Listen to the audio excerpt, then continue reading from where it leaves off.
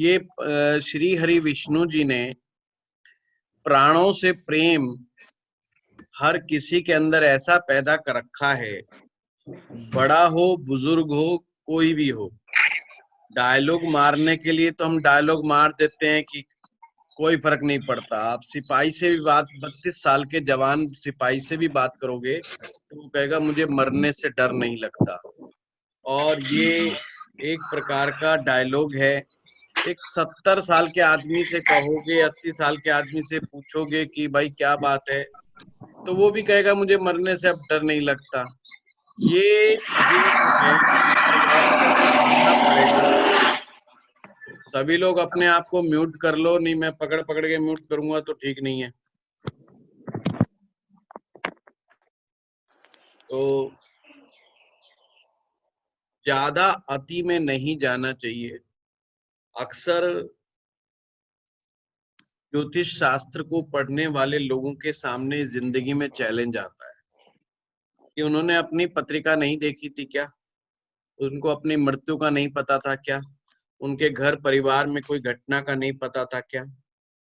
मुद्दा ये नहीं है, ये विद्या अंतर्यामी होने की नहीं है। कि मैं 20 बार बता चुका हूं, ये इंसान को समझने की विद्या है, ये जीवन को समझने की विद्या है। पर मुझे कई कई बार लगता है कि मैं इतना बोल करके समझाता हूँ, लोग सुनी अनसुनी कर देते हैं चीजों को। अगर आप मेरे वीडियोस को बार बार सुनेंगे तो आप पाएंगे कि मैं उसमें बहुत क्लैरिटी देने की कोशिश करता हूँ। और बजाय ज्योतिष के ऊपर ज्यादा वो करने के, ज्योतिष को कहा कैसे जाए, ज्योतिष को किया कैसे जाए, और ज्योतिष है क्या, ये इस विषय पर मैं बहुत ज्यादा फोकस कराता हूँ। फिर भी मैं प्रयास करता हूँ कि आप लोग ना भटके और भटकाव की स्थिति से हमेशा दूर रहें। और इस बात का तो खैर असर नहीं पड़ेगा कि अन्य पुस्तकों में क्या लिखा हुआ है और क्या नहीं लिखा हुआ है, उसके विषय में मैं कई बार क्लियर कर चुका हूँ। मार्केट में पुस्तकें कई दृष्टिकोण से लिखी जाती हैं। कुछ ऐसे राइटर हैं जो एक एक रात में पुस्तकें तैयार कर देते हैं। कुछ लोगों में ने तो 90-90 100 पुस्तकें लिख रखी हैं। हमसे एक पुस्तक नहीं लिखी जा रही है। 42 साल की उम्र तो हो गई है, तो अभी तक एक पुस्तक नहीं लिखी गई है। जब भी लिखने का, और मैं सोचता था कि 90-90 कैसे लिख लेते हैं, 100-100 कैसे लिख लेते हैं।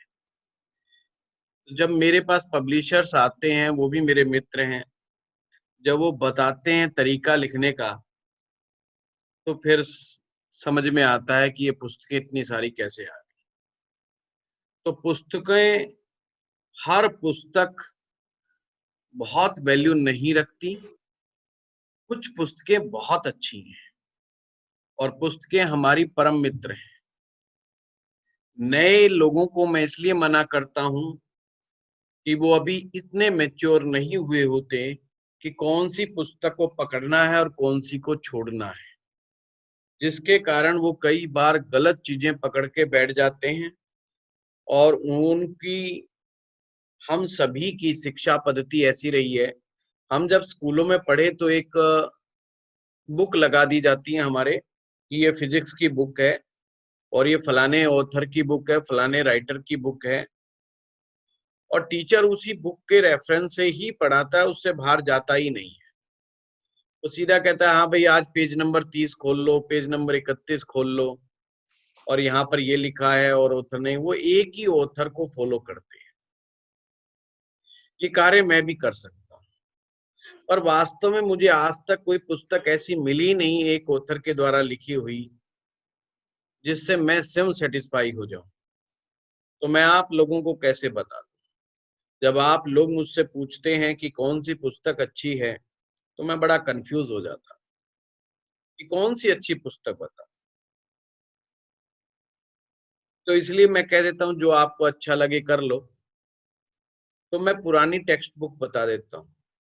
मनसागरी उठा लो, जातक परिजातक उठा लो, अच्छी पुस्तकें हैं। कम से कम आप भटकोगे तो नहीं। एक पुस्तक लिखी जाती है मार्केटिंग टैक्ट्स के अनुसार, कि उसमें ऐसा कुछ लिख दो जिससे आदमी दौड़ा हमारे ऊपर पास चला आए, सीधा भागा चला आए पानी पानी और आकर के हमसे ज्योतिष कराए। वो मार्केटिंग टैक्ट के अनुसार लिखी जाती है। उसमें कई बार चीजों को देखी बड़ा होगी। तोड़ मरोड़ के लिखा जाता है, और वो जो तोड़ मरोड़ के जो लिखने वाली जो कला है, उससे बहुत सारे लोग भ्रमित हो जाते हैं, और वो ब्रह्म जाल की स्थिति इतनी गंभीर बनी रहती है कि पूछिए मत। इस स्थिति में मैं नहीं चाहता हूं कि आप लोग करें। रही बात कालसर्प दोष की, मैं आज देख रहा था कि कालसर्प दोष के विषय में बहुत ही आसान सा विषय है, हम मुश्किल बनाने का प्रयास में लगे रहते हैं। उसके पीछे आप लोगों का कसूर नहीं है, ये हमारी शिक्षा को ग्रहण करने की जो हमारी आदतें हैं पुरानी, बस वो छूट नहीं पाती है। हमें वही किताब से, कि अगर वहां ऐसा एक्सप्लेन किया हुआ है तो उसको एक्सप्लेन किया जाए, कहानी की तरह एक्सप्लेन किया जाए। पर कहानी तो याद रहती नहीं, कई बार भूल जाते हैं हम लोग। ज्योतिष को समझने के लिए आपको सूत्र पकड़ने जरूरी है, ये मैं हमेशा मानता हूं। और इसी बात पर मैं ज्यादा फोकस करना चाहता हूं कि आप नुक्ते को पकड़ें, आप चाबी को पकड़ें।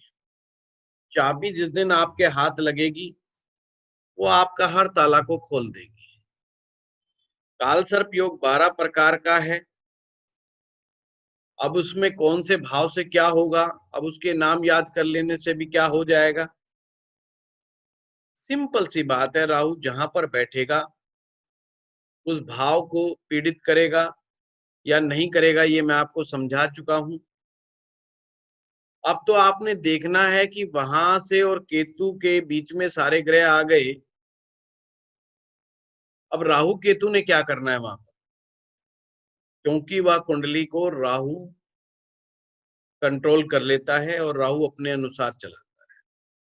अगर राहु खुशकिस्मती है कि अगर राहु उसकी कुंडली में अच्छा बन जाता है, तो नो डाउट वो काल सर्प योग वाला जातक जीवन में बड़ा ऊपर उठेगा, तरक्की करेगा, उन्नति करेगा, करोड़ों अरबों रुपए कमा सकता है। पर अगर वही राहु उसका पीड़ित हो गया तो सारा गुड़ गोबर एक कर देता है।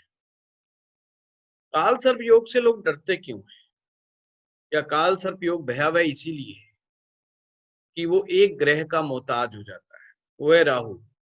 अगर किस्मत अच्छी है, आपका बुध ग्रह अच्छा है, शनि ने मद्दा असर नहीं दे रहा, गुरु ग्रह की स्ट्रेंथ अच्छी है, तो आपको काल सर्प योग से डर खाने की जरूरत ही नहीं है। बिल्कुल भी डरने की आवश्यकता नहीं है। और आपको सिर्फ फलित पर ध्यान देना चाहिए। मैं काल सर्प योग, जिन लोगों ने मेरे से कंसल्टेशन ली है, आपके ग्रुप में भी हैं कई लोग जिन्होंने कंसल्टेशन ली है, काल सर्प योग होता भी तो मेरे ख्याल से मैं सबसे लास्ट में उसको एक्सप्लेन कर रहा होता हूँ। और इतना बार 2 लाइन होती है, हाँ काल सर्प योग भी है, इससे मानसिक चिंता बनी रहती है।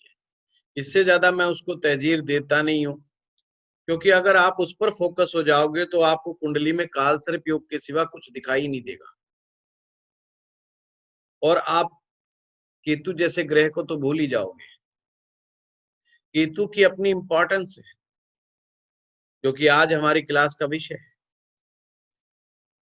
केतु को समझना है तो आप ऐसे समझिए जैसे एक सांप होता है, सर्प होता है, और सर्प के मुंह को आप राहु मान लीजिए, और सर्प की पूंछ यानी टेल को आप केतु मान लीजिए। और सांप के शरीर में केवल 2 ही जगह जहर पाया जाता है, या तो उसके मुंह में या उसकी पूंछ में, बाकी कहीं जहर नहीं। इसीलिए बहुत सारे देशों में सांप खाए जाते हैं, बस वो पूंछ को और मुंह को काट के अलग कर देते हैं, बीच की बॉडी को एज ए मांस वो लोग खाने में सक्षम हो जाते हैं। आप सोचिए, इतना विष कारक जीव भी भोजन हो सकता है, ये हम सोच भी नहीं सकते, पर होता है। राहु केतु, तो राहु को जब मैंने समझाया था कि राहु की एक सूत्र दिया था, उसकी अपनी एक ताकत है कि वो जिस भी ग्रह के साथ आता है उस ग्रह की क्षमताओं को कमजोर कर देता है और उस भाव को डोमिनेट करने लगता है, और एक प्रकार से उस भाव का रूलर की तरह वो एक्ट करता है। केतु क्या है? केतु उसी के इशारे पे चलने वाला ग्रह है। अब समझिए बात को, बड़ा आसान तरीके से समझाऊंगा। केतु राहु के इशारे पर ही चलने वाला ग्रह है। अब राहु जैसे जैसे करता जाएगा, केतु उसके कार्य को समेटता चला जाएगा। अगर कुंडली में किसी का राहु गड़बड़ है तो केतु ऑटोमेटिक गड़बड़ हो जाएगा, नई चीज कुछ करने की जरूरत ही नहीं। बहुत थोड़ा सा है केतु का पार्ट, अगर हम केवल इस सूत्र को समझ लें तो, कि अगर जो राहु करेगा बस उसी के पीछे पीछे केतु कर देगा। यही तो कारण है कि राहु केतु बिल्कुल हमेशा आमने सामने होते हैं। राहु अपनी स्थिति बदलता है तो केतु ऑटोमेटिक बदल लेता है, और राहु केतु सेम डिग्री के ही होते हैं। यही कारण है कि जैमिनी ज्योतिष में जब डिग्रियां देखी जाती हैं तो राहु राहु तक की तो देखी जाती है, केतु की देखी नहीं जाती, क्योंकि मान लेते हैं एक ही है। और आपकी जन्म पत्रिकाओं में भी आप एक पॉइंट नोट करते होंगे, किसी भी व्यक्ति की कुंडली में राहु केतु एक साथ नहीं बैठते किसी भाव में। पर ये कब तक नहीं बैठते? जब तक आपके डिविजनल चार्ट्स नहीं आ जाते। आप हैरान होंगे कि आपके डिविजनल चार्ट्स में जब सुपर कॉन्शियस लेवल के चार्ट शुरू होते हैं, आपका D1 चार्ट है, D9 चार्ट है, ये फिजिकल लेवल पर ही होता है। फिर कॉन्शियस, सब कॉन्शियस, सुपर कॉन्शियस, ऐसे लेवल पे चार्ट चलते हैं। वहां पे राहु केतु एक साथ ही बैठते हैं, उनको दोनों को एक ही आइडेंटिटी मान लिया जाता है कि जो राहु करेगा वही केतु उसमें इन्वॉल्व है, उसकी हर चीज में इन्वॉल्व है। अब आपने राहु को समझा किस भाव में वो कैसा है, बस अपोजिट में केतु वैसा ही है। पर कुछ चीजें इसकी अलग से समझ लेना भी आवश्यक है। केतु ग्रह में जो गुण है वो राहु से थोड़ा डिफरेंट है। वो गुण क्या है कि वह मंगल की तरह कार्य करता है। Ketu act as a Mars.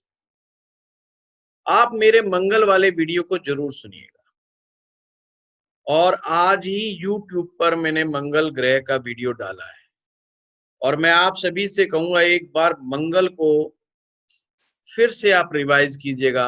आज जो मैंने YouTube पे वीडियो डाला है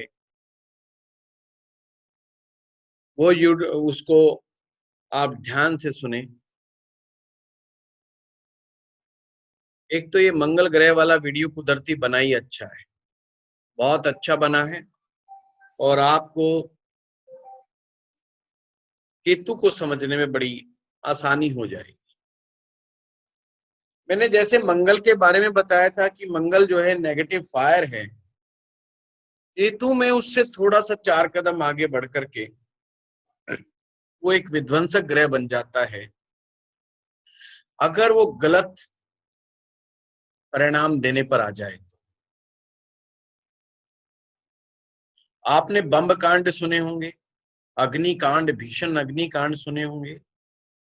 बस में जा रहे हैं, बम फट गया, रेलवे स्टेशन पर बम फट गया, कोई सुसाइडर बमर ने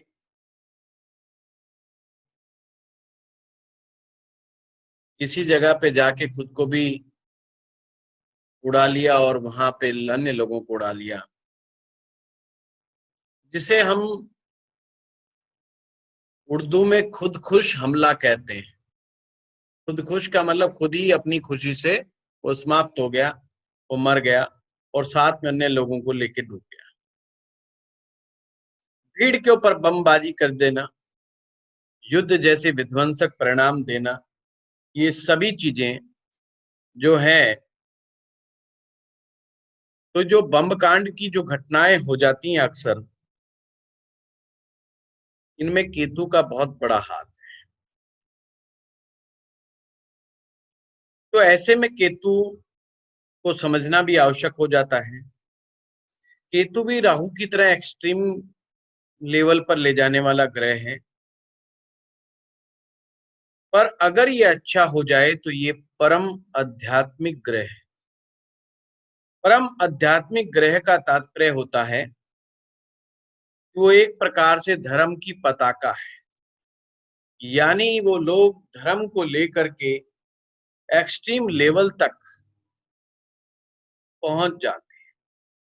अब ये एक्सट्रीमिस्ट धर्म के कौन से होते हैं? हमारे देश में साधु, सन्यासी, इन्हें धर्म का एक्सट्रीमिस्ट कहा जाता है। अब साधु का तात्पर्य क्या है?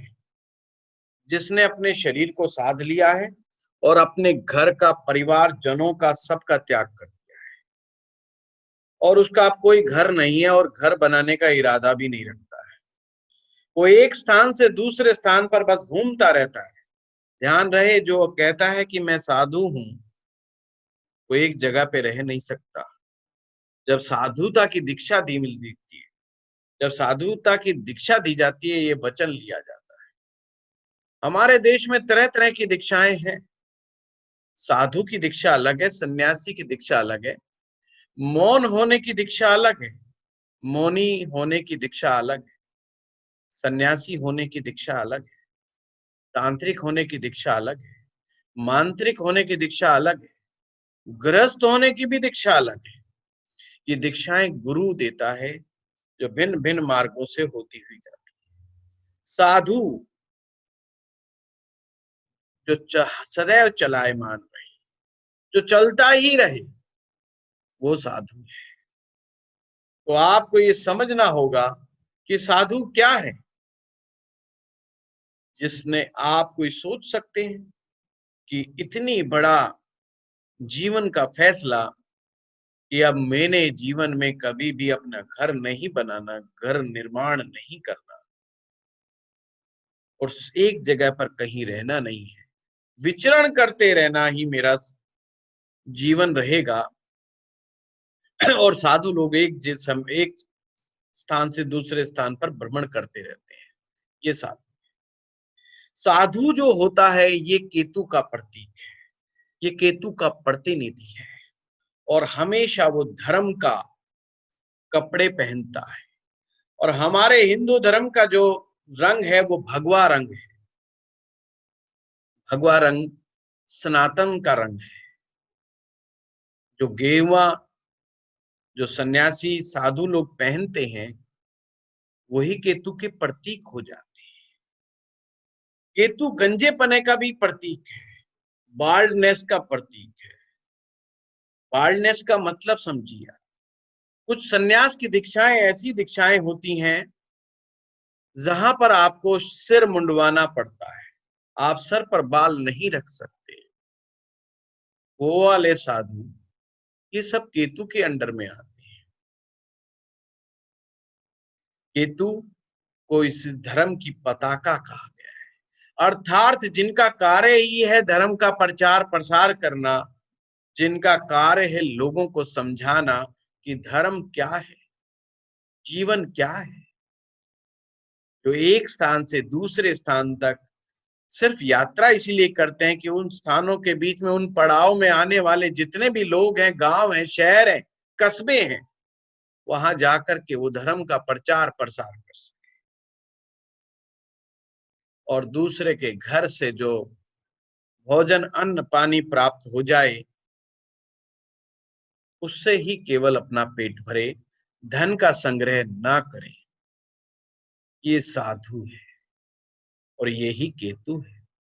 पर ऐसा केतु जब अच्छा माना जाएगा, जब केतु अच्छे भाव में होगा, अच्छे ग्रहों के प्रभाव में होगा, तो केतु अपना अच्छा रिजल्ट्स दिखाएगा। अन्यथा तो खुद मरेगा, दूसरों को मारेगा। इसलिए सावधान, साधुओं से सावधान। अगर साधु गलत परंपरा के साथ धर्म की गलत परिभाषा बताने वाला हो जाए तो विनाश की तरफ ले जा सकता है, और अगर साधु धर्म की सही व्याख्या करने वाला हो जाए तो वहां पर बड़ी शांति लेकर के आ सकता है। ये साधु की ताकत है। हमारे देश में साधु संतों ने बड़े बड़े कार्य कर दिखाए जो बड़े बड़े नेता नहीं करके दिखा सकते। ऐसे ऐसे कार्य साधु संतों ने करके दिखाए। साधु का सामर्थ्य बहुत होता है, बशर्ते कि उनको जीवन को एक राह पर लेकर के आना पड़ता है। केतु इसीलिए मोक्ष कारक है, क्योंकि मोक्ष जो दो शब्दों से मिलकर के बना है, मोह और क्षय, ये दो शब्द से मोक्ष बनता है। जब आपका कहीं से मोह ही समाप्त हो जाएगा तो मोक्ष मिलेगा, और मोह खत्म करने के लिए आपको साधुता का जीवन व्यतीत करना पड़ता है। यही कारण है कि केतु मोक्ष का कारण है। पर ऐसा कोई रूल नहीं है कि 12वें भाव में केतु आएगा तो मोक्ष अवश्य भावी होगा ही होगा। नहीं नहीं, फिर हम वही गलती खा जाते, सूत्र नहीं समझ में आता। और इतना जरूर है कि अगर गुरु की दृष्टि में केतु होगा तो अवश्य ही मोक्ष के मार्ग पर लेकर के जाएगा। फिर सुनिए बात को, मोक्ष के मार्ग पर लेकर के जाएगा। मैंने ये नहीं कहा कि मोक्ष करवा देगा। मोक्ष के मार्ग पर चलना और मोक्ष हो जाना, दोनों में रात दिन का अंतर होता है। मोक्ष आपको सद्गति प्राप्त करता है। ये जीवन मरण के जो वर्तुल है, जीवन मरण का जो चक्र है, इस चक्र से आपको बाहर निकालने का कार्य केतु करता है। और यहां पर अन्य ग्रहों का भी साथ मिलना जरूरी है। साधु बनने के लिए मंगल भी अच्छा होना चाहिए। यहां एक और शर्त जुड़ गई, साधु बनने के लिए मंगल भी अच्छा होना चाहिए। क्यों? क्योंकि मंगल प्रैक्टिस है, मंगल अभ्यास है, मंगल फेस करने की ताकत है, क्षमता है। हमारे जीवन में कोई भी न्यूनता हो जाए, किसी चीज की कमी हो जाए, भौतिक सुख की कमी हो जाए, हम कितने तिलमिला जाते हैं। और साधु के पास तो कुछ भी नहीं, कोई धन संग्रह नहीं। हमारा तो बैंक बैलेंस भी थोड़ा सा कम हो जाए हम घबरा उठते हैं, चिंतित हो उठते हैं। साधु का तो बैंक बैलेंस है ही नहीं। तो सोचिए, ऐसी हिम्मत तो मंगल ही दिखा सकता है भाई। ऐसे मार्ग पे चलने की हिम्मत तो केवल और केवल मंगल दिखा सकता है, दूसरा कोई ग्रह नहीं दिखा सकता। इसीलिए जो लोग बड़ी बड़ी साधनाएं करना चाहते हैं, लंबे लंबे उपवास करना चाहते हैं, लंबे लंबे उसमें जाना चाहते हैं, बड़ी बड़ी साधनाएं करना चाहते हैं, मैं उन लोगों को एक ही बात कहता हूं, चेक कीजिए मंगल कैसा है। मंगल अच्छा होगा तो निश्चित रूप से वो साधनाओं में सफल। महात्मा बुद्ध कर्क लगन के व्यक्ति थे, 10वें भाव में मंगल बैठा था। किसी ज्योतिषी ने कहा या तो ये बहुत बड़ा राजा सम्राट बनेगा या ये बहुत बड़ा सन्यासी बनेगा। वो मंगल को देख करके ही तो कहा, क्योंकि 10वें भाव का मंगल दिग्बली हो जाता है, 10वें भाव का मंगल राजा बनाता है, 10वें भाव का मंगल वो भी स्वग्रही हो जाए, उच्च का हो जाए, आदमी को अपने क्षेत्र में ऊंचाइयों पे लेकर के जाता है। तो ऑटोमेटिक वो केतु को बलाबल दे देता है। गलती से भी जिसका मंगल अच्छा है, ऐसा व्यक्ति अगर अध्यात्म के मार्ग पे चल दे, गुरु का और मंगल का अच्छा असर मिल जाने पर केतु बड़ा ही शुभ परिणाम दे सकता है। उच्च कोटि का सन्यासी, साधु, संत बना सकता है, महंत बना सकता है। और अगर केतु बिगड़ जाए तो बार बार ऑपरेशंस करवाता है, आपने बड़े केस देखे होंगे, गुर्दे में पथरी हो गई, हर साल पथरी होती है, डॉक्टर हर बार ऑपरेशन बताता है, बंदा ऑपरेशन करवा करवा के थक जाता है। हर्निया की प्रॉब्लम हो जाती है, बार बार एक्सीडेंट होना, बार बार ऑपरेशन की नौबत आ जाना। एक बार हड्डी टूटी, फिर जोड़ने बैठे, डॉक्टर ने बाद में कहा हड्डी ढंग से नहीं जुड़ी, दोबारा ऑपरेशन करना पड़ेगा, तोड़ेंगे, तोड़ के फिर जोड़ेंगे। ये क्या होता है? ऐसी दुर्घटनाएं क्यों घटती हैं हमारे जीवन में? जब केतु हमसे नाराज होता है। केतु हमसे जब नाराज होता है तो इस तरह की घटनाएं घट जाती है। केतु को अगर आपने समझना है तो ऐसे समझिए जैसे धुएं का रंग। अब जब कहीं धुआं उठता है तो उसमें दो कलर होते हैं, ब्लैक एंड व्हाइट, काला और सफेद। पर वो धुआं ऐसा होता है कि उससे आर पार नहीं दिखाई देता। कहते हैं ना, धुएं का लाभ उठा करके चोर भाग गया।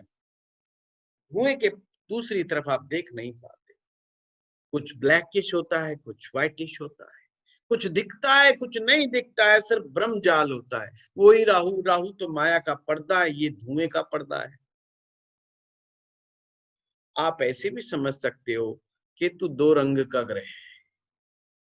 कोई भी दो रंग जब आप मिक्स करेंगे तो वो केतु के परिणाम देने लग जाता है। दो रंग जहां भी मिक्स होंगे तो वहां पर केतु का परिणाम हो जाएगा। और काला और सफेद तो केतु का रंग हो जाता है।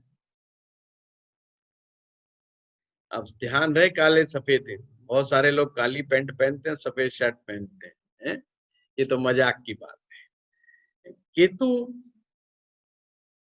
पर जो लोग ये कॉम्बिनेशन पहनते हैं वो ध्यान रखें, वो बड़े जिद्दी हो जाते हैं। वो कहीं पर अड़ जाते हैं तो अड़े ही रहते हैं अपनी बातों में, अपनी बात को सही सिद्ध करने सर में। फिर सर हम तो यही तो पहनते हैं, ब्लैक एंड व्हाइट, वकील है। ऐसा है नितिन जी, जब भी तो वकील से ज्यादा अड़ियल कौन होता है? वो झूठ को सच सिद्ध करने में लगा रहता है, जबकि वकील को पता होता है ये झूठा है, मेरा क्लाइंट एक नंबर का फ्रॉडी है ये है। वो डाकू की और डकैत की भी जो है बेल दिलाने के लिए शीर्षासन करता हुआ नजर आता है वहां पर। तो वो वही तो बात है कि पता होते हुए भी वो अपने पॉइंट को रख रहा है।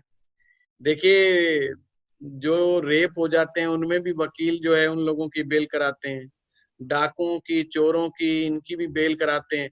तो क्राइम करने वाले लोगों की भी बेल जो है वकील ही कराता है। जबकि क्या वकील को मालूम नहीं? वकील को मालूम है, क्योंकि कई बार तो मुवक्किल ही बता देता, हाँ मेरे से गड़बड़ हो गई, अब बचाना कैसे ये तुम देखो।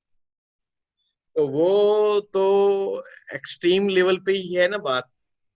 आप देखो, अगर एक सामान्य आदमी को कोई कह दे कि यार ये झूठ का काम को सच करना है, तो बेचारा पहले ही घबरा जाएगा। वो कहेगा यार ये तू तो खुद ही मान रहा है तेरे से गड़बड़ हुई है, तो भाई हाथ ही जोड़ ले, माफी मांग ले, इससे ज्यादा कोई फायदा नहीं है, दंड है तो दंड मिलेगा। और वकील अपने मुवक्किल को कहता है भाई कैसे मिलेगा, मैं देखता हूँ, मैं तेरे लिए फाइट करूंगा, ज्यादा नहीं तो सजा ही कम करा दूंगा, और तो कुछ करूंगा कि नहीं करूंगा। तो अगर वो ऐसा ना कहे तो बात बनेगी नहीं। तो शनि तो न्यायाधीश है, अगर शनि की बात को समझे तो वकीलों को ऐसे लोगों का साथ देना ही नहीं चाहिए। अगर वकील सारे मना कर दें कि हाँ भाई तेरे को क्राइम किया तो तेरे को तो हम बेल भी नहीं होने देंगे, तो आप देखिए कि कैसे न्याय की प्रणाली कैसी सक्षमता की तरफ बढ़ जाती है। केतु का मतलब जिद्दी, केतु का मतलब देखता हूं कैसे नहीं होता, करते हैं, करेंगे। साधु का क्या मतलब है, सन्यासी का क्या मतलब है कि देखते हैं कैसे नहीं होता, करके दिखाएंगे। आपने जैन साधुओं को देखा होगा, सुना होगा, 20 दिन से अन्न पानी ग्रहण नहीं किया, 30 दिन से अन्न पानी ग्रहण नहीं किया। किसकी जिद, कैसी जिद? वो लड़ाई लड़ रहे हैं अपने शरीर के साथ, वो लड़ाई लड़ रहे हैं अपने साथ। ये स्वभाव, ये दबंगता, ये पराक्रम, ये शक्ति, ये शक्ति का प्रदर्शन, यही उन्हें केतु बनाने पे मजबूर कर देता है। मंगल और केतु में बारीकी अंतर है, ज्यादा नहीं है। कब मंगल केतु हो जाए, कब केतु मंगल हो जाए, पता भी नहीं चलता। ध्यान से, अगर केतु आपसे नाराज होगा तो तलवों को, पांव के तलवों के अंदर प्रॉब्लम पैदा करता है। उदर की समस्या पैदा करता है। उदर मैंने पेट की समस्याएं, तकलीफें पैदा कर देता है, पेट के ऑपरेशन कराता है। खास करके पेट के ऑपरेशन अगर बार बार हो रहे हैं तो समझो ये केतु की नाराजगी है। और इस केतु की नाराजगी को ठीक करने का सबसे उत्तम साधन यही है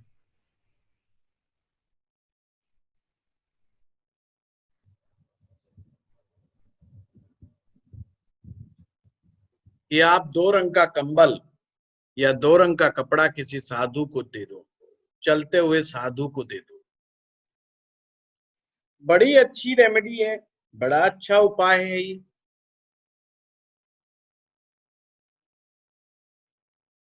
चलते हुए साधु को दान पुण्य कर देना चाहिए। पर कुछ लोग तो अटके रहते हैं इसी पॉइंट के ऊपर जी, किसको कौन साधु है कौन नहीं, पहले तो मैं जांच करूंगा, सीबीआई जांच बिठाऊंगा, कौन अच्छा है कौन बुरा। इस चक्कर में ना पड़ो। जिसने भगवा वस्त्र धारण कर लिया समझो वो साधु हो गया। अब वो उसका अपना करनी, वो उसका अपना कर्म, कि वो उसको किस लेवल पे लेके जाता है, कैसे करता है कैसे नहीं करता। तो इस पॉइंट को भी आपको समझना। अगर केतु से दिक्कत किसी भी व्यक्ति को आ रही है तो उसको ऐसा ही करना चाहिए। अब एक और रूप में बताता हूं। केतु हमारी संतान का रक्षक है। केतु हमारी संतान का रक्षक है। अर्थात ऐसे कई बार आपको केस मिलेंगे कि बच्चे होते हैं और होते ही डेथ कर जाते, मर जाते, समाप्त हो जाते। तो केतु का दुष्प्रभाव मानिए।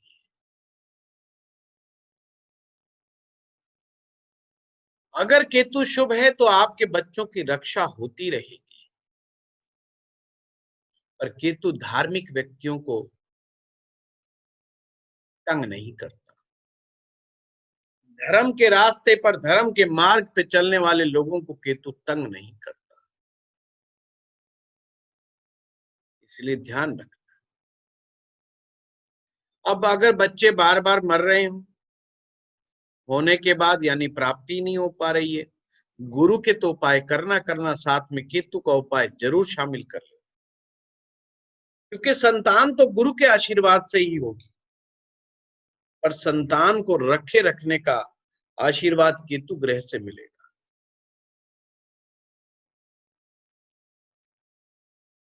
केतु, एक और रेमेडी है कुत्ते की सेवा करना। कुत्ते को दरवेश कहा है। दरवेश उर्दू शब्द एक प्रकार से दरवाजे पे खड़ा हुआ प्रहरी। आप अपने कुत्ते को, जब जो लोग घर में कुत्ता पालते हैं, कुत्ता घर के द्वार की रखवाली करता है, वो भी केतु का ही रूप है। गली में जो कुत्ते होते हैं ये भी केतु का ही रूप है, और इनमें से कुछ राहु भी होते हैं। भूरे रंग का जो कुत्ता होता है वो राहु है, काले रंग का और सफेद रंग का कुत्ता केतु है। पर आप ये माने 2 रंग का कुत्ता भी केतु है। कोई भी 2 कलर अगर मिक्स हो जाएंगे कुत्ते के रंग में तो केतु है। पर आपको इन चक्रों में नहीं पड़ना। एक चीज को समझना है कि आपने कुत्ते की सेवा करनी चाहिए। और जिनके घर में अगर ऐसी घटना घटती है कि बच्चा होकर के मर रहा है, उन्हें तुरंत कुत्ता अपने घर में पाल लेना चाहिए। कभी कभी तो केतु नाराज इतना होता है कि वो कुत्ते को ही मार देता है, तो ऐसे में उन्हें दूसरा कुत्ता तुरंत लेकर के आना चाहिए अपने घर में। तो ऐसी घटनाएं 2 बार 3 बार 4 बार घट सकती है। या तो मैं ये ऐसे कहूं कि कुत्ता आपके बच्चों का नेगेटिव असर कई बार अपने ऊपर ले लेता है, पर केतु शुभ होना चाहिए। केतु शुभता लिए होना चाहिए, तो घर का आया हुआ कुत्ता आपकी हर बला को, हर अला बला को अपने सिर पे ले लेता है। इवन अपने प्राण तक त्याग देता है आपके बच्चों की रक्षा हेतु। मैं बार बार बच्चे की जो रक्षा कह रहा हूं, वो ये नहीं कि चोर आएगा तो रक्षा करेगा, वो तो वो बेचारा हर एक परिवार के सदस्य की करेगा जैसा है। पर यहाँ उनकी आयु की रक्षा की मैं बात कर रहा हूं, बच्चों की आयु की रक्षा की मैं बात कर रहा हूं। तो ये भी अपने आप में एक सूत्र है। इस तरह से कुत्ते की सेवा, साधु संतों की सेवा आपको काफी अच्छा असर दे पाएगी। भगवान गणेश जी, भगवान गणपति जी केतु के देवता है। गणेश जी की आराधना करने वाले लोग, गणेश जी की साधना करने वाले लोग, उनका केतु शुभ हो जाता है। और केतु इंट्यूशन की पावर भी देता है। अनहोनी घटनाओं, होनी अनहोनी का पूर्वाभास भी देता है। इस चीज को समझना।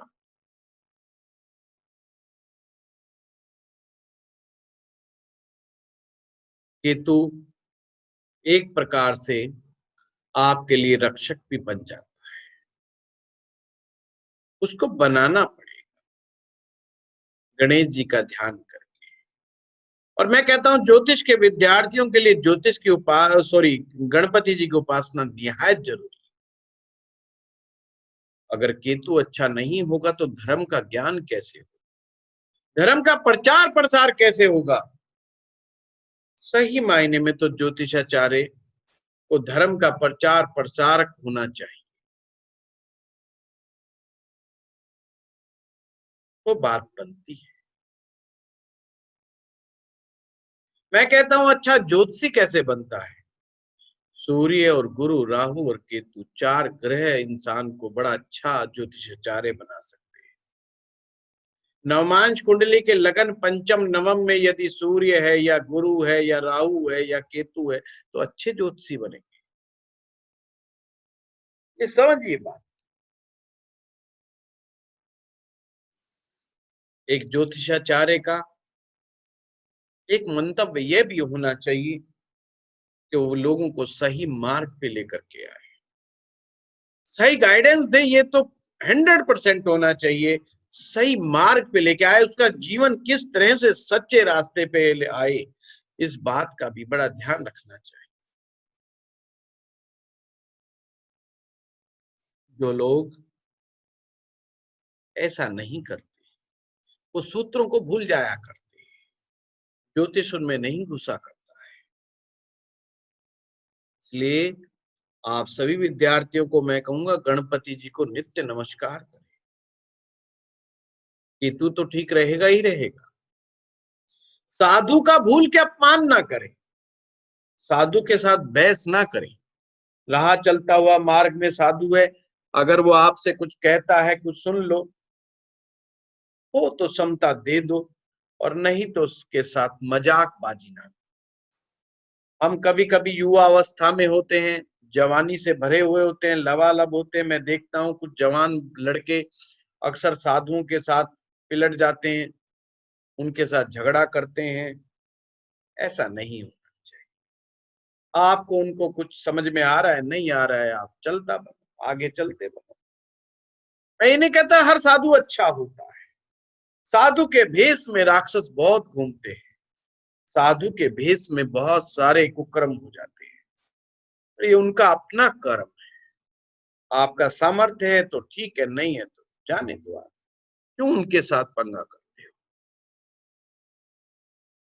देखिए इस भगवा वस्त्र के अंदर बड़ी ताकत है, बड़ी क्षमताएं छुपी। ये जो केसरिया कलर है, जो सैफरॉन कलर है, जो गेहुआ कलर है, ये बड़ा ही गजब का है।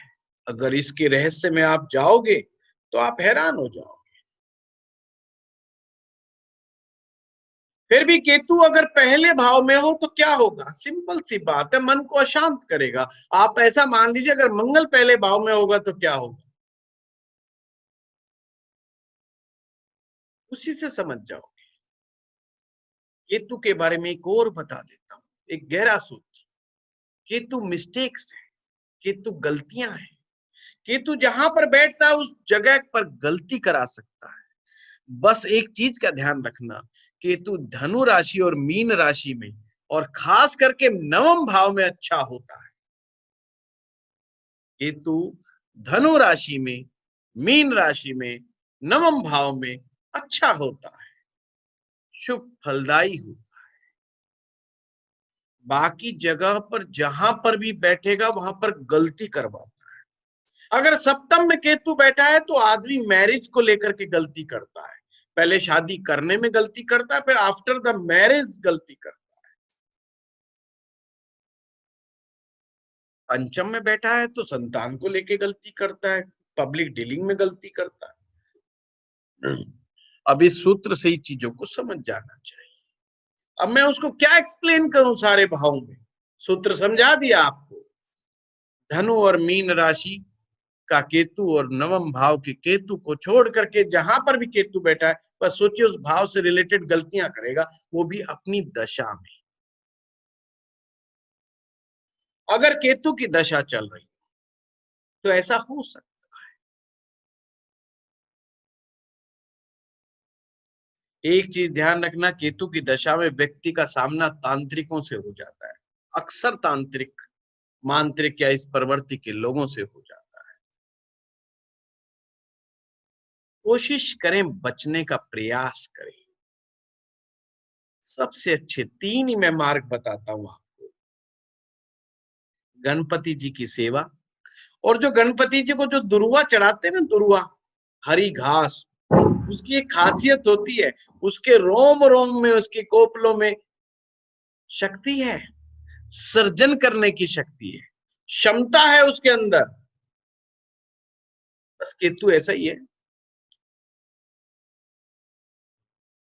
संतानोत्पत्ति के लिए बहुत ही महत्वपूर्ण है केतु। केतु गड़बड़ हो जाए तो संतान बड़ी मुश्किलों से मिलती है, बड़ी मुश्किलों से। और ये हो जाए तो एक आधी हो जाए, बस हो गई तो हो गई, नहीं तो रह गई तो रह गई। केतु का क्रोध कई बार ऐसी ऐसी समस्याएं पैदा कर देता है, और एक संतान को भी बचाना कई बार मुश्किल हो जाता है, ये भी बड़ी समस्या। इसलिए गणेश जी का उपाय जरूर करिए, उनको हरी दुर्वा चढ़ा दीजिए, कुछ ज्यादा जरूरत नहीं है। हरी घास, कौन सी, जो दुर्वा वाली घास लीजिए, 2 घास की पत्तियां ही गणेश जी को समर्पित कर दीजिए। गणेश जी अति प्रसन्न होते हैं दुर्वा प्राप्त करके, और आशीर्वाद देते हैं वंशवृद्धि का। क्यों चढ़ाई जाती है? ताकि वंश वृद्धि हो। हमारी दादियां, हमारी नानियां जब मंदिर में जाती थी तो हरी धूप चढ़ा देती थी, तो मैं भी अक्सर पूछता था मेरी दादी से, मैंने कहा दादी तू ये क्या, मैंने कहा चढ़ाने के लिए तेरे को घास मिली, मगर भगवान भी क्या सोचेगा, भगवान भी क्या सोचेगा। तो मेरी दादी को इतना तो पता नहीं था, वो कहती थी भाई ये तुम्हारे सब पूरे कुटुंबे के लिए। अब उसे ये रहस्य तो नहीं पता था कि ये कुटुंब और कुणबा क्या है क्या नहीं है, और वो कहती भाई मैंने सुना है कि पूरे कुणबे की रक्षा होती है इससे। देखा, बाद में जब ज्योतिष पढ़ा तो मैं उस चीज को आज भी रिलेट करता हूँ कि हरी दुर्वा चढ़ाने से पूरा कुणबा यानी कि पूरा कुटुंब की रक्षा होती है। इतनी अद्भुत परंपरा है हमारे यहाँ, कितनी जबरदस्त पूजा पद्धतियां है जो ज्योतिष से जुड़ी हुई। ज्योतिष और कर्म कांड एक दूसरे के पूरक है। हमारी पूजा पद्धतियां, हमारे वेद, हमारे शास्त्र, हमारे ऋषि, हमारे मुनि, हमारे साधु, हमारे संत, ये ज्योतिष के ही साथ ही एक दूसरे के पूरक है। अगर आप बिना रेमेडी की ज्योतिष की कल्पना कर रहे हैं तो ज्योतिष अधूरा हो जाएगा। एक प्रकार से वैसा कंगा हो जाएगा जिसके दांत ही नहीं, कोई लाभ ना। क्या करोगे इवेंट को जान करके, अगर इवेंट को रोकने की क्षमता ही ना हो? क्या करोगे मृत्यु की डेट जान करके? क्या करोगे विवाह की डेट जान करके? क्योंकि डेट का कोई भरोसा नहीं कब की आ जाए, पर कब तक इंतजार करोगे? किसी ने कह दिया विवाह होगा 45 साल की एज में, बंदा है 25 साल, क्या करेगा वो? अब गणित तो गणित है, ज्योतिष भी 3 पार्ट है। गणित, ज्योतिष के 3 पार्ट्स हैं। पहला गणित, दूसरा फलित और तीसरा है उपाय। और जो हम पढ़ रहे हैं वो फलित पढ़ रहे हैं। हम फलित करने की कला को समझ रहे हैं। मैं आपको सीधा सीधा समझा रहा हूं कि फलित कैसे किया जाता है। कुछ तरह की प्रेडिक्शन से बचना ही होगा, कुछ नकारात्मक तथ्यों से बचना होगा। सत्य के चक्कर में नकारात्मकता ना परोसे, क्योंकि सत्य कितना सत्य है ये अभी तो हमें भी नहीं पता। उस पर भी क्वेश्चन मार्क है, उस पर भी प्रश्न चिन्ह लगा हुआ है। तो ध्यान रहे, जो हम प्रेडिक्शन कर रहे हैं सामने वाले के मन के ऊपर क्या असर पड़ने वाला है, उसका भी एक बार विश्लेषण जरूर कर लें। किसी को कह देना कि तुझे सारे जीवन भर संतान की प्राप्ति नहीं होगी, एक तो ये रास्ता, दूसरा ये रास्ता कि भाई बड़ी मुश्किल है तेरे जीवन में, संतान प्राप्ति को लेकर के बाधाएं हैं। आप उससे बात कीजिए कि पूर्व जन्म में क्या दोष थे और उन दोषों का निवारण कैसे होगा।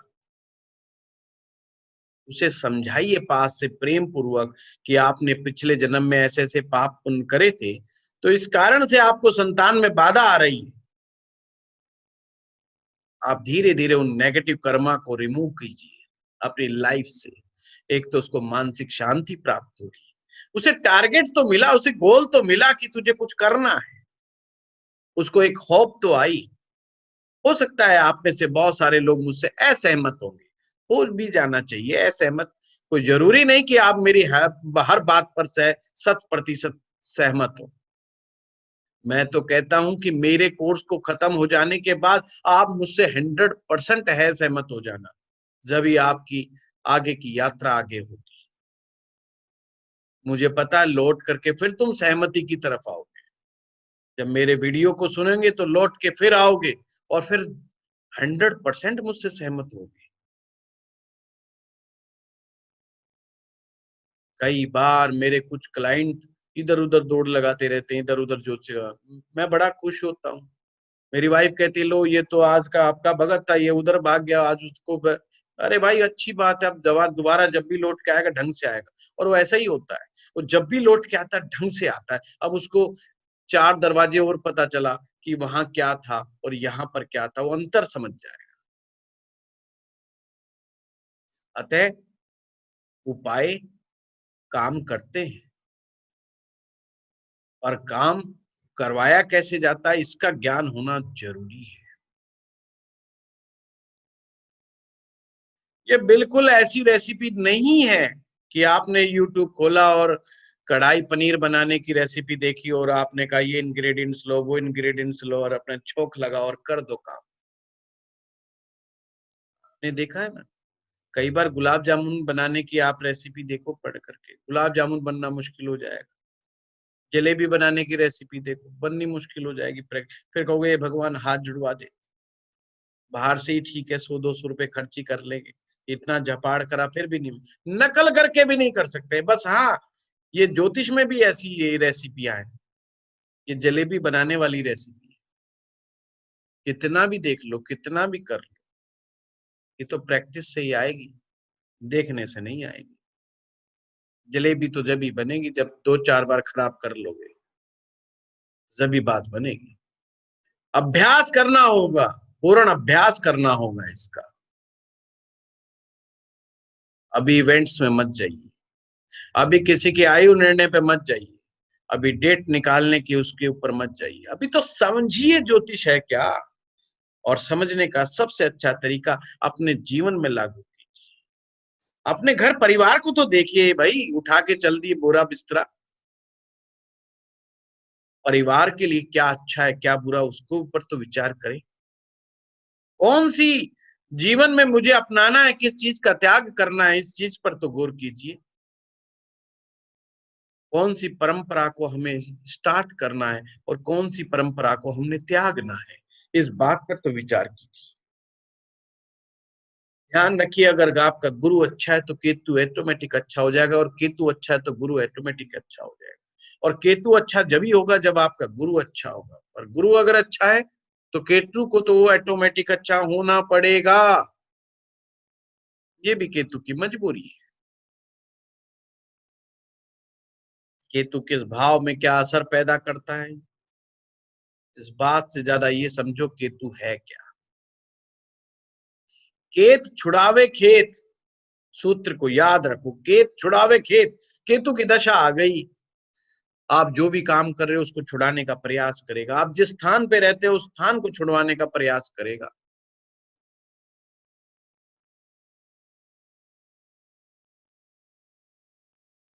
इस तरह से केतु को समझा जाए। चलिए अब हम आपके प्रश्न लेते हैं।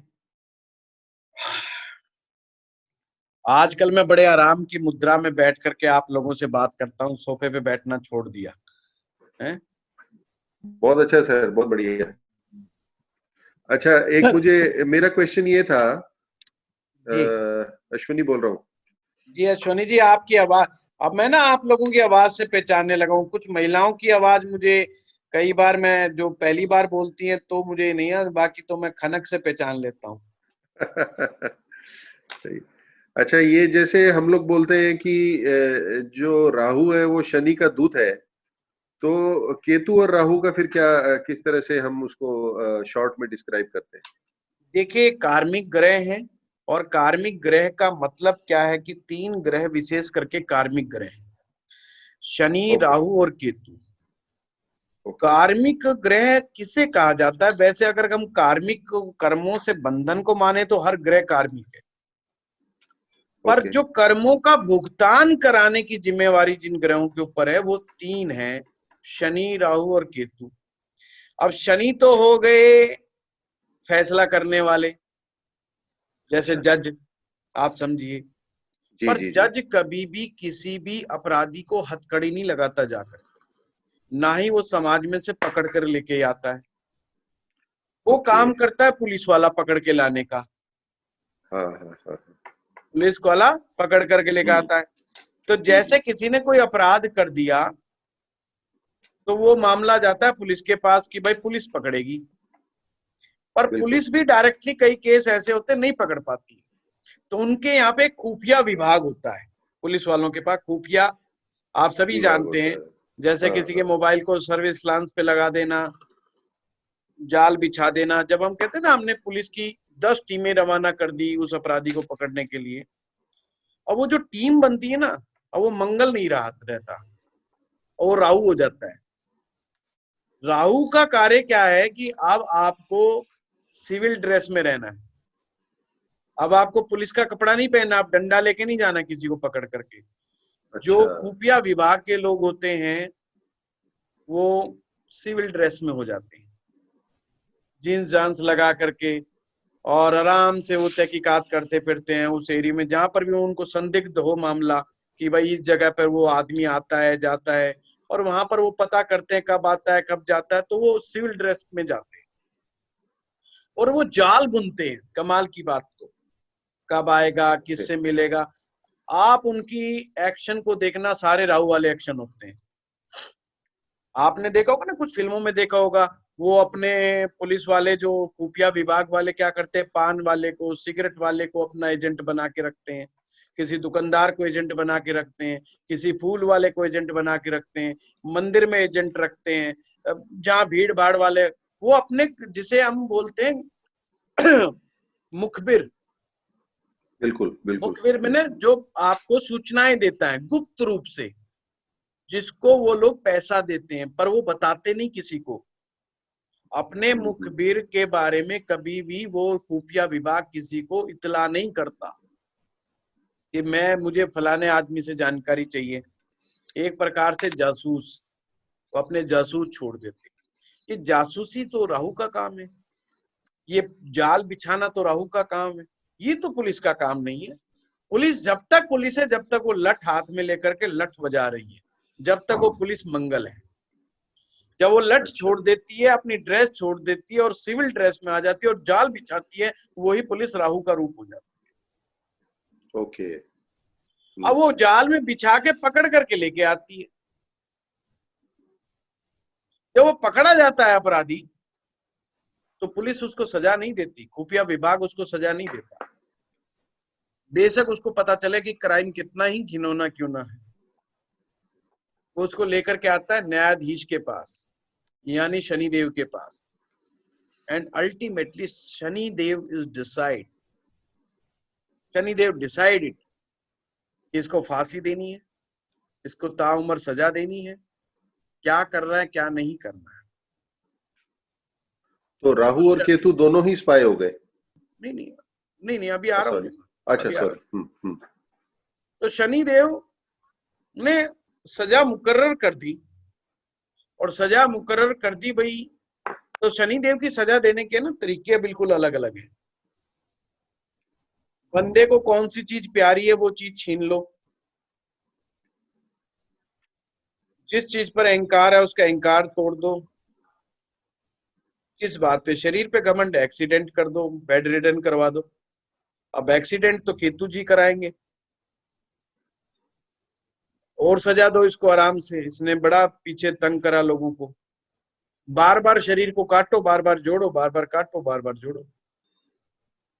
जिसको उससे उस आदमी से बात करके देखो जिसको हर 2 साल में 3 साल में एक ऑपरेशन की नौबत आ जाए, वो कहता है भगवान मुझे उठा ही ले तू, ये तो ऑपरेशन क्या हो गया। कभी डॉक्टर कहता है किडनी का ऑपरेशन, कभी डॉक्टर कहता है हार्ट का ऑपरेशन, कभी कुछ कभी कुछ कभी कुछ। तो सिचुएशन को समझे बात। तो केतु और राहु मिलकर के कार्मिक कर्मों को भुगतान कराने वाले ग्रह मिल जाते हैं। अब राहु के पास स्वतंत्रता है, राहु दूसरे ग्रहों को अपने साथ मिला लेता है, कहता है भाई आ जाओ। जैसे मैंने कहा फूल वाला, पान वाला, बीड़ी वाला, सिगरेट वाला, दुकान वाला, प्रधान जी, नेताजी, कईयों को, मतलब राहु है ना, वो उसका काम जहां से निकले वो वहां से निकाल दे, बात कर। उसका एक टारगेट है कि मेरे को अपराधी को पकड़ना है, और वो उसके लिए कहीं भी जाल बिछा सकता है। अपराधी कौन? हम लोग। कौन सा अपराध? हमने जो पूर्व जन्म में किए हैं, इसलिए वो हमारे लिए लालच है ना, हमारे खुफिया विभाग का एक बहुत बड़ा हथियार है। लालच दे दो, अच्छा अफेयर चल रहा है तो अच्छा अपनी प्रेमिका से मिलने जरूर आएगा, लालच दे दो, प्रेमिका को ही जाल में फंसा दो, अब वही पता बताएगी कब आएगा कब नहीं आएगा। समझो बात को कि कैसे कैसे लालच देके अटैचमेंट, इमोशनली, साम दाम दंड भेद, हर तरह के सूत्र को अपना लेते हैं। वही तो राहु है। राहु हम लोगों के साथ भी यही करता है, इसलिए वो कार्मिक ग्रह है। और केतु जो है कठोर सजा का कारक है, कटु सजा। कटु सजा का मतलब हाथ के बदले हाथ, कान के बदले कान, आंख के बदले आंख। अब ये काम कौन करेगा? तो केतु करेगा। बम से उड़ा दो, बंदे के चिथड़े उड़ गए, पता ही नहीं शरीर कहाँ गया, ये काम कौन करेगा? केतु करेगा। शरीर पर इतनी गोलियां आ जाए कि छलनी हो जाए शरीर, कौन काम करेगा? केतु करेगा। विध्वंसक मौत केतु के हाथ। इसलिए कार्मिक ग्रह। दूत का तात्पर्य केवल मात्र इतना है और इससे ज्यादा कुछ नहीं। हाँ, ये गुरु के आशीर्वाद में होते हैं तो ये फलते फूलते हैं, बढ़िया होते हैं, पॉजिटिव होते हैं, नेगेटिव नहीं होते। तो हमें ऐसे दंड का अधिकारी नहीं होना चाहिए, ऐसे अधिकारी नहीं बनते, उन्हें ऐसा दंड नहीं मिलता। हाँ सुरभि,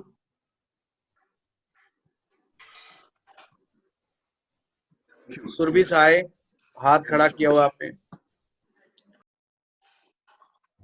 और कोई क्वेश्चन है? सर ये शनि और केतु दोनों डिटैचमेंट के प्लैनेट है ना सर, जब एक ही साथ आएंगे तो क्या रिजल्ट देंगे सर? डिटैचमेंट प्लस डिटैचमेंट हो जाएगा, और क्या होगा?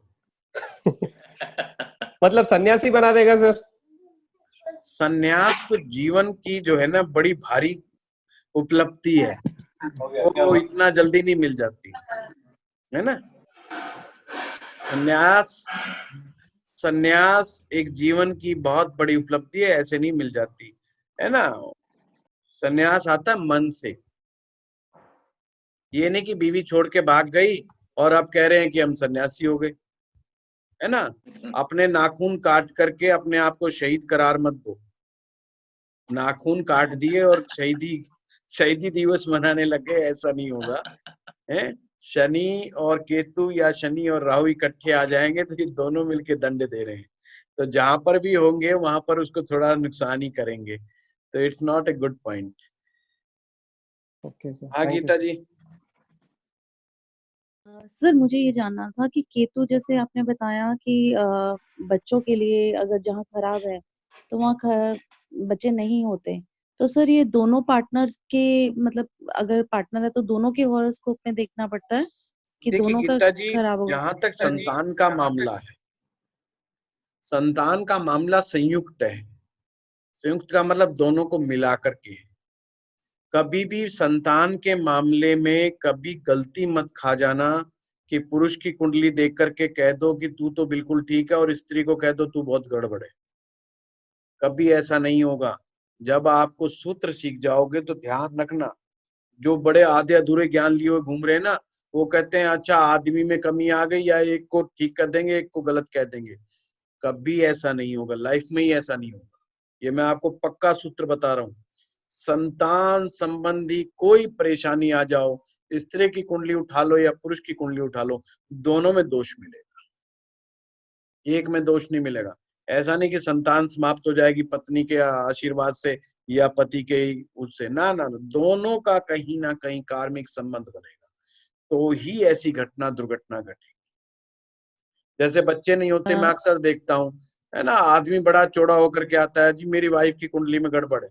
अरे भाई तेरी में भी है, बात अलग है कि उसको देखना नहीं आया जिस ज्योतिषी के पास तू गया था, तेने उसको दक्षिणा सर दी और वो राजी हो गया, तो ऐसा नहीं है। सर जैसे राहु 11th में अच्छा है तो 5th में केतु आ जाएगा, तो हाँ हाँ केतु वहां पे ऑपरेशन करा देता है बच्चों से रिलेटेड, तो हाँ हाँ, उस केस में हम मतलब केतु को अच्छा कहेंगे या खराब कहेंगे? कि राहु 11th में तो अच्छा हो गया बट केतु खराब कहेंगे?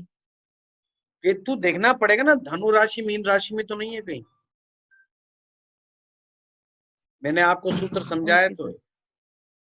है कि उसको देखिए कि कौन सी राशि का है, क्या इम्पैक्ट क्रिएट कर रहा है, उसका दशानाथ क्या काम कर रहा है, उसका डिस्पोजिटर क्या काम कर रहा है, तो समझ में आएगा ना। ओके गुरुजी सर। सर हाँ सुरभि राहु बोलिए। अगर जैसे राहु ठीक हो जाए तो ऑटोमेटिकली केतु भी ठीक हो जाएगा, जो राहु के हाँ लिए रेमेडीज करते हैं? Definitely definitely. गुरुजी जैसे आपने बताया कि मंगल अगर अच्छा है कुंडली में तो वो सपोर्ट करता है केतु को आध्यात्म में और मोक्ष की तरफ, और मैंने आपने ये भी इतना कहा बताया है कि अगर आपने अध्यात्म में साधु और संत और सन्यासी बनना है तो जी, मंगल हेल्पफुल होगा आपके लिए।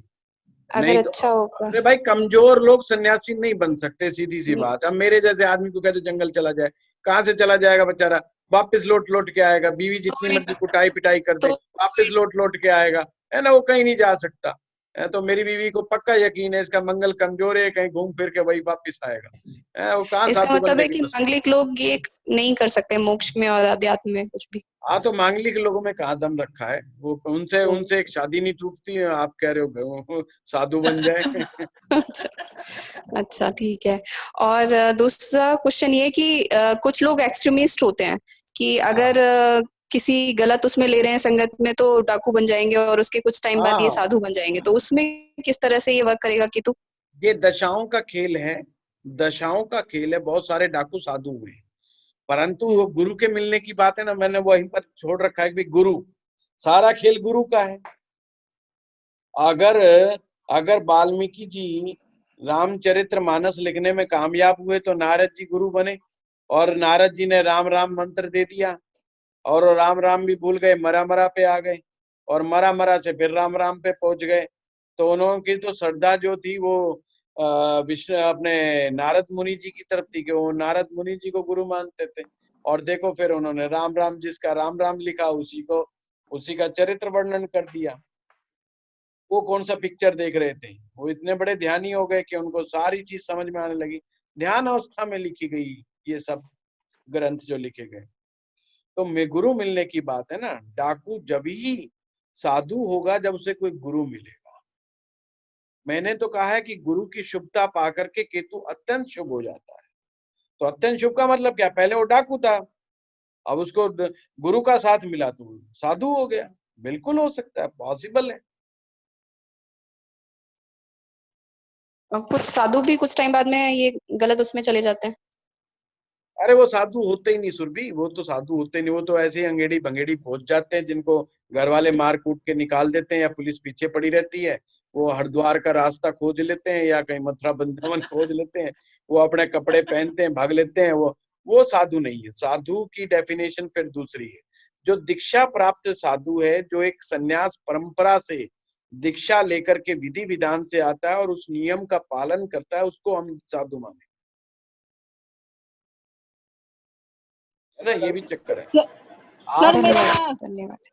आप कभी देखो, लेकिन सर अभी आपने कहा कि राह चलते जो भी गेरुआ वस्त्र वाला मिले आप उसे तो उसको दान दे दो, दान दे दो। मैंने कहा उसकी जांच नहीं करनी, जांच नहीं करनी, उस चक्कर में नहीं पड़ना आपने। और मैंने ये भी कहा अगर तुम्हारा नहीं है देने का मन तो तुम साइड में हो जाओ, पर उसके साथ उलझो मत, हाथ जोड़ के अपना निकल लो। निकल लो बस अपने। हाँ, उससे उलझो मत, उससे गाली गफ्तार मत करो। कई लोग है ना गाली गफ्तार पे उतर आते हैं उनके साथ ताकत के दम के ऊपर, वो चक्कर गलत है। ठीक है। सर केतु अच्छा केतु है तो दशा ठीक रिजल्ट देगी। हाँ, बहुत बढ़िया निकाल दी। सर मेरे नवमांश में जुपिटर उच्च का और केतु साथ में 12th हाउस में बैठे। कोई बात नहीं, चिंता ना करो, आपकी गार्गी की बड़ी अच्छी दशा है।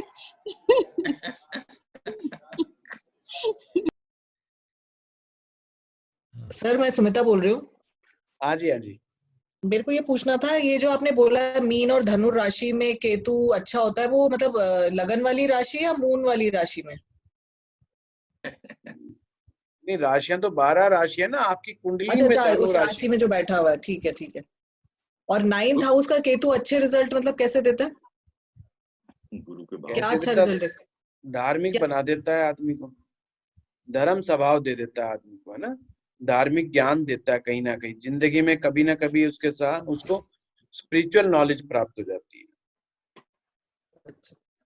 तो सर जैसे एक फैमिली होती है तो क्या ऐसा होता है कि उसमें हस्बैंड वाइफ बच्चों का नॉर्मली राहु केतु एक ही हाउस में आ जाता है? नहीं नहीं नहीं, ये गलत वो है, ऐसा नहीं होता, है ना, ऐसा नहीं होता। अच्छा अच्छा, हमारे में आ जाए कोई सबका कह एक ही भी नहीं जगह। सकते, मतलब ये रूल भी नहीं है कि नहीं आ सकते, आ भी सकते पर नहीं भी आ सकते, मतलब ये कोई रूल नहीं है।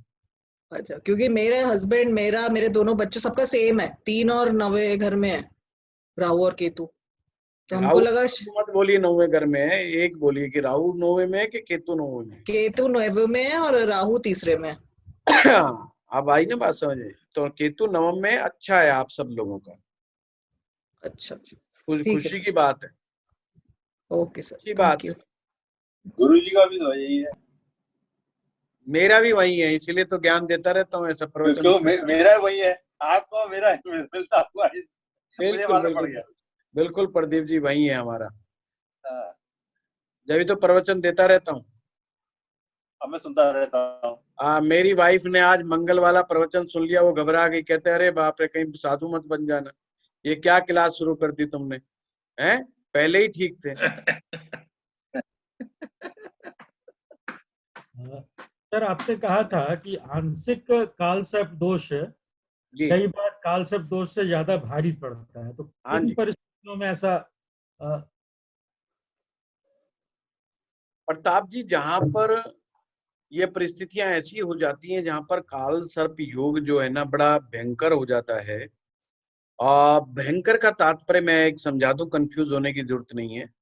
मैंने बताया कि जहां राहु अच्छा परिणाम नहीं देता, जब राहु अच्छा नहीं देता तो केतु भी नहीं देता।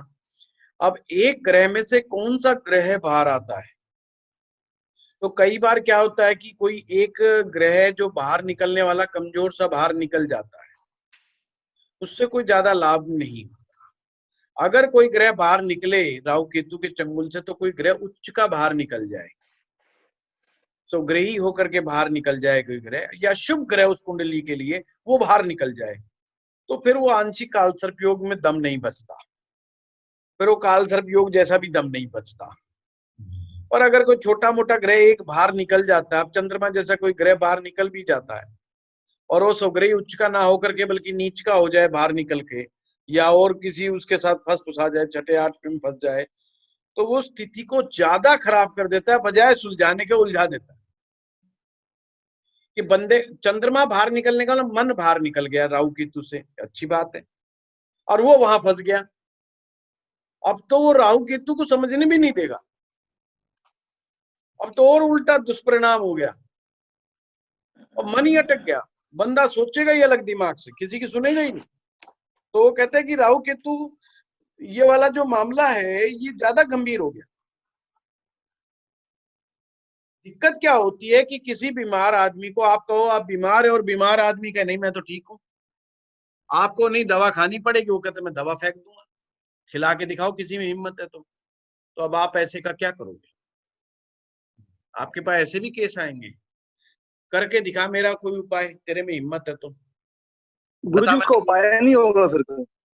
मैं कोई उपाय नहीं करूंगा, करके दिखाओ, और घर वालों के भी जूत मारूंगा अगर जो कोई करके दिखाएगा। तो अब आप ऐसे का क्या करोगे? ज्योतिषी कहेगा भाई हाथ जुड़वा ले, तू अपनी बाड़ में जा, मैं क्या करूं? करे तो बढ़िया, ना करे तो और भी बढ़िया। तो आप क्या कर सकते हो? और वो लोग जीवन में संघर्ष करते रहते हैं, दुखी होते रहते हैं, क्या कर लोगे? ये चीज देखिए, ये सारी चीजें उन्हीं लोगों के लिए हैं जो बिलीव करते हैं, उस मार्ग पे चलते हैं और करते हैं, पॉजिटिव होते हैं। हाँ, तो वो चीज। गुरुजी जी, ये केतु जो आप बता रहे हैं जैसे खराब होता है, सपोज एक मतलब एग्जांपल देखा है, पूरी फैमिली कुनबे में कुछ उसके सिम्टम्स मिल रहे हैं जो आपने जैसा डिफाइन कर रहा है, वो खराब पीछे से आ रहा है, लेकिन उसमें 2 लोग या 1 लोग है जिनका अच्छा है, मतलब उसको अच्छा कर रहे हैं वो जुपिटर से, लेकिन उसे बचाएंगे कैसे क्योंकि पीछे से पूरा कुटुंब का खराब चला आ रहा है। सिंपल एक मार्ग बता दे ना, गुरु का मार्ग जी उसको फॉलो कर रहे हैं, लेकिन हर्डल बहुत आ रहे हैं बार बार, वो फिर वो ट्रैक आएगा ना। 100% रिमूव करने में तो समय लगेगा, अगली पीढ़ी को भी उसी रास्ते पे लगा दोगे तो बचाव हो जाएगा। वो तो पूरी कोशिश चल रही है, लेकिन पीछे से पूरा ट्रैक खराब आ रहा है, मतलब पूरा कुटुंब का जो भी कह लो, मतलब सिम्टम सारे मिल रहे हैं वो चीज। एक दिन सभी पितरों को बुलाओ और कहो महाराज जी इतने उल्टे सीधे कर्म करने की क्या जरूरत थी तुम्हें, हमारे जिम्मे छोड़ गए सारे। अब ऐसे बोलना तो नहीं चाहिए, जब जीवन था तभी नहीं समझा तो अब तो क्या समझे, वही चीज है ना। इसीलिए जिद्दी बच्चे नहीं होने चाहिए, नहीं तो वो बड़ा दिक्कत कर जाते हैं। सही बात है। ठीक है ना। और बड़े बुजुर्ग जो है ज्यादा जिद्दी हो जाते हैं कई बार, बहुत जिद्दी मानते नहीं है किसी के बाप की भी है। ये वो कहते अब हम ही जो बाप हैं। त्रिकोण में जो जैसे आप बता रहे उसमें मंगल केतु एक जने का बैठा है फैमिली में, मतलब तो वो संतान भाव को परेशान मतलब नहीं होने देना, ये सब चीजें बहुत खराब रिजल्ट, काफी ऑपरेशंस, जिद्दी, अपना एटीट्यूड, मतलब ये बिहेवियर्स हैं, तो हम तो बच के चले, उनको तो क्या कहेंगे, हम तो बचे। देखिए ये इसीलिए हमारे है ना, ये जो लोग वेद के अनुसार नहीं चल रहे उनके साथ दिक्कत है। इसलिए कहता है आदमी बुजुर्ग हुआ नहीं और उसको वानप्रस्थ पकड़ लेना चाहिए। वानप्रस्थ का तात्पर्य ऐसा नहीं कि वो कहीं बेचारा जंगल में भाग जाए, ऐसा नहीं है। वानप्रस्थ का मतलब है उसको धीरे धीरे डिटैचमेंट को छोड़ना चाहिए, अपने हर अवगुण को छोड़ देना चाहिए, चाहे वो क्रोध है, चाहे गुस्सा है, चाहे लालच है, हर चीज को छोड़ देना चाहिए। बुजुर्गियत जो होती है वो जीवन का वरदान है। वो अपने नेगेटिव जो अब तक आप नहीं कर पाए ना, वो सब कुछ चीजों को सुधारने का कार्य बुजुर्गियत का काम है। और बुजुर्ग लोग लगे रहते हैं खामखाई की वो पॉलिटिक्स करने के लिए, तो वो खराब है। 60 साल उम्र आई, सरकार ने रिटायर कर दिया, भैया माड़ा पकड़ लो, लोगों का कल्याण करो, अपना कल्याण करो, परिवार का कल्याण करो, और सबसे बड़ा उसका एक होना चाहिए अपनी ईगो त्याग दो, अपना क्रोध त्याग दो। ये 2 चीजें त्यागी नहीं जाती। पैसे का घमंड, 100 तरह के फंड। मैं अपने बालकों को वार्निंग देते रहते हैं, देख साले तेरे को प्रॉपर्टी दूंगा ही नहीं, तेरे को जा, तू करेगा क्या करेगा है, आज मेरी चाय के अंदर तेने नमक, चाय के अंदर चीनी कम डाल ली है तो तेरे को प्रॉपर्टी नहीं दूंगा, वो वाला प्लाट तो मैं उसको दूंगा है। वो कहेगा अच्छा तो फिर अगली बार से चाय उसी के हाथ की पियो, उस वाले भाई की हाथ की, ये खुद अपने लिए अखाड़े खड़े करते रहते हैं। वो जवानी में तो सुधरते नहीं, बुढ़ापे में भी नहीं सुधरते, है ना। तो इसलिए ना बुढ़ापा आने से पहले, यानी कि है ना 42वां साल आया नहीं, ये राहु जागा नहीं, उसके बाद माला पकड़ लेनी चाहिए थोड़ी थोड़ी, ज्यादा नहीं तो थोड़ी थोड़ी, क्योंकि अब राहु जी महाराज गए, अब गया आपका जो है समय, और 48वां साल केतु का साल होता है। इसके बाद तो निश्चित तौर पे माला पकड़ लेनी चाहिए हर किसी व्यक्ति को। माला पकड़ने का मतलब है अच्छी माला का मतलब अच्छे संस्कारों की माला पकड़ लेनी चाहिए, वो ज्यादा अच्छा रहता है। बहुत अर्ली एज में कर ली, ताकि आपको 12 साल लगे कम से कम सुधरने में, और जब सरकार आपको रिटायर करे तो घर वाले भी खुश हो जाए कि चलो कोई तो घर में साधु संत बैठा है। देखिए घर के बुजुर्ग ही साधु संत होने चाहिए, मेरा तो ये मानना है। आपको राह चलते साधु संत क्या, आपका घर वाले इतने आपको मानने लग जाएं कि यार इससे बढ़िया साधु कौन मिलेगा हमारे घर में। आप देखिए कुछ लोग बड़ी वो कहते हैं हमारे दादाजी बड़े संत आदमी, बड़े देवता आदमी थे। अरे देवता आदमी, और आप देखिए उनके घर में तरक्की उन्नति है, उन बुजुर्गों ने उल्टे सीधे काम नहीं करे, बुजुर्गों ने सही टाइम पे सही रास्ता पकड़ लिया। देखिए आपका जीवन का आरंभ कैसा भी हो, पर अंत बड़ा ही दिव्य होना चाहिए, अंत कमाल का होना चाहिए। आप आए कैसे थे, किस अवस्था में आए थे, ये महत्वपूर्ण नहीं है, पर इस संसार से विदा कैसे लोगे वो बहुत महत्वपूर्ण है। आने वाली पीढ़ियों को देकर के क्या जाओगे, ये महत्वपूर्ण विषय है। आपके आने वाली पीढ़ियां आपको किस तरह से याद करेंगी। आपने कभी सोचा है कि लोग मुझे अपने कैसे याद करेंगे, कैसे ना याद करेंगे। मैं आज भी अपने बेटे को कहता हूँ, बेटा देख तेरे बाप को लोग कैसे याद कर रहे हैं, क्योंकि तेरा बाप कभी उल्टा काम करता नहीं है।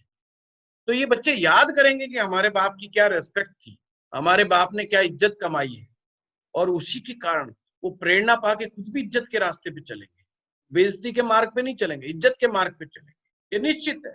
क्योंकि मेरे दादाजी जो थे वो ज्योतिष के बड़े अच्छे जानकार थे, वो पंचांग लेके बैठ, बड़े ही मतलब नेक निहायत देवता आदमी, आज तक उनके लोग तारीफें करते, आज तक हमारे साथ। और कमाल की बात है, हमारे तो घर के जो बदमाश बच्चे हैं ना, वो भी बीड़ी सिगरेट तक नहीं पीते। मतलब हमारे घर के जो बदमाश बच्चे हैं, अब बदमाश तो आप समझते हो ना, थोड़ा फंडर यहाँ से कूद के भाग गए, उससे लड़ लिए, लट उठा लिया, फटाफट झगड़ा कर लिया 1 मिनट के अंदर, उनमें भी बीड़ी सिगरेट तक का भी ऐप नहीं है। तो आप सोचिए, हम कहते हैं हमारे दादा परदादाओं का आशीर्वाद है जो हमारे बदमाश बच्चे भी सही रास्ते पे, जो 1 मिनट में झगड़ा कर लें।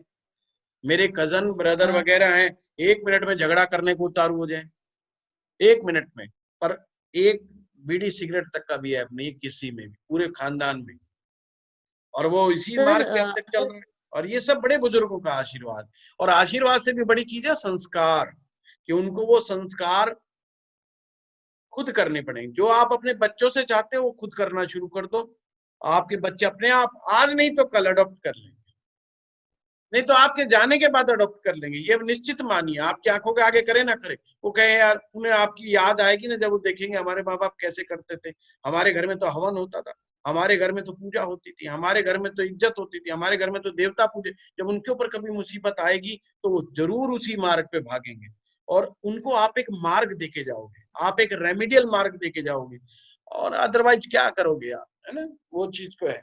चलिए बहुत बढ़िया, धन्यवाद। आज एक बढ़िया सर एक क्वेश्चन था सर। सर अगर घर के किसी हेड ऑफ द फैमिली का केतु खराब हो तो पूरी फैमिली का केतु खराब हो जाएगा? हाँ, होने के तो चांस है गीता जी, पर इसका मतलब ये नहीं कि उससे झगड़ मत पड़ना आप।